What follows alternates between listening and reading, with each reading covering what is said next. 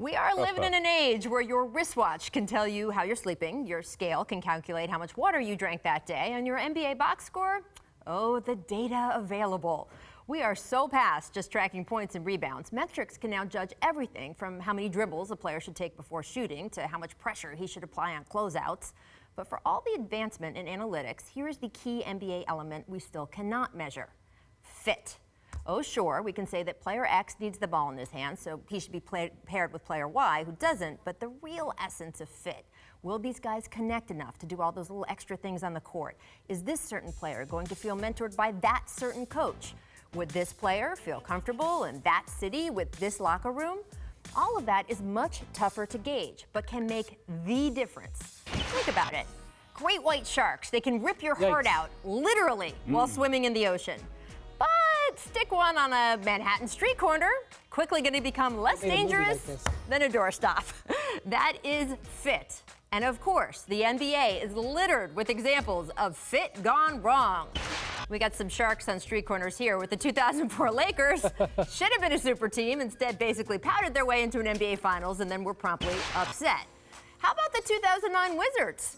Pro tip, when one player is bringing guns into the locker room and tells a teammate to pick one so they can go at it, that is not a good fit, my friends.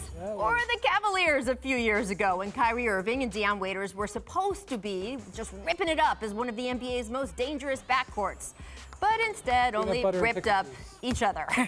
Of course, for a while this season, this year's Cavs were giving those Cavs a run for their dysfunctional money, but it was not because guys like Isaiah Thomas or Jay Crowder are bad people or bad players. They were bad fits, and even with a tiny little sample size, both already seem better with their new teams, while Cleveland seems to have gotten a huge addition by subtraction bump on its way to a 4-game win streak. Yet just as the situation in Ohio seems to be stabilizing with better fit, the one in D.C. seems like it is once again getting shaky. After spending the past few years talking about the John Wall, Bradley Beal fit, we are now onto the fit with Marcin Gortat. Remember this tweet from Gortat after Wall went out with knee surgery? You see team in quotes there? Not good. Wall originally responded LOL, then deleted that tweet, but it bothered him enough that our Chris Haynes has reported the two recently sat down in private to air their grievances, Festivus style. Haynes also reported, sources say there is still more work to be done to fully repair that relationship. That is not a good sign for Washington fans. Of course, there's no metric to measure here, but sometimes you can just tell. Things do not fit. Tracy, what do you think? Do you think just a meeting that is going to fix this? Because again, time and time again, we've seen players who look good here, not working there, locker rooms that are dysfunctional once you put certain ingredients together. Yeah, this is interesting. I've never been a part of a team where the best player on that team goes down and guys on that are currently playing take shots at this guy while he's out injured. I've never seen that, never been a part of that. I don't know if this can be patched up to help these guys go on a winning streak and become a better basketball club. I'm glad that these guys have, worked things out amongst themselves to patch up their relationship somewhat.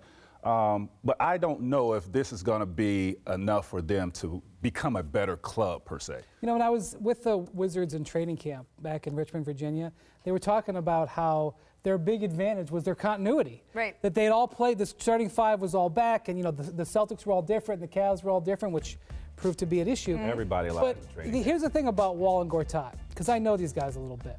They are both like two of the most honest guys in the league, at least to each other, to everyone's face. If they don't feel something or they don't like something, they'll just tell you. So kind of in a way, I'm like, you know what?